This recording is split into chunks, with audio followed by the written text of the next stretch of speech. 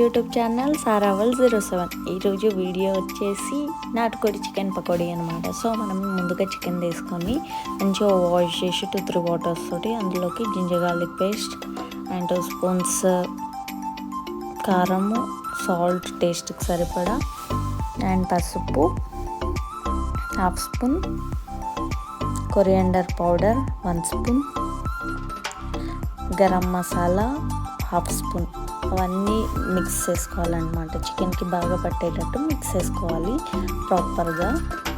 So and మనము లాస్ట్లో cornflour add చేసుకోవాలన్నమాట.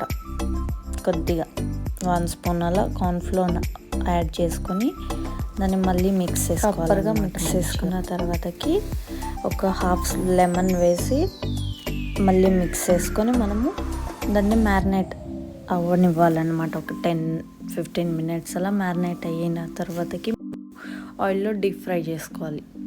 సో ఆఫ్టర్ మ్యారినేషన్ మంచిగా కరివేపాకు 2-3 రెమ్మలు వాష్ చేసి అండ్ 2 గ్రీన్ చిల్లీస్ కట్ చేసి అందులో వేసి మిక్స్ చేసుకోవాలన్నమాట.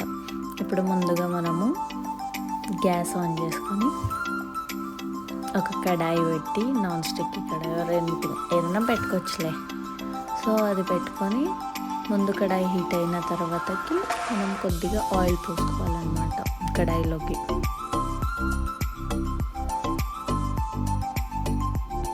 మనకి డీప్ ఫ్రైకి సరిపడా ఆయిల్ కడాయిలోకి పోసుకొని ఆ తర్వాతకి ఆయిల్ బాగా హీట్ అయిన తర్వాతకి మనము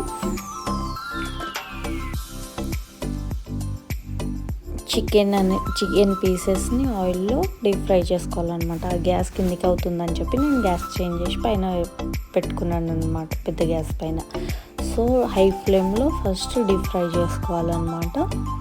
సో మంచిగా డీప్ ఫ్రై చికెన్ పీసెస్ అనేవి క్రిస్పీగా ఉండాలన్నమాట.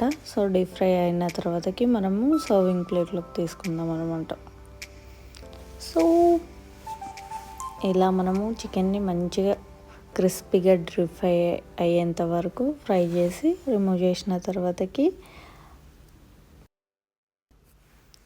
ఒక ప్లేట్లో పెట్టుకొని అందులోకి మనము చికెన్ పైన లెమన్ జ్యూస్ వేసి కొంచెం కొత్తిమీరతో అండ్ ఆనియన్స్తో గార్నిష్ చేసుకోవాలన్నమాట.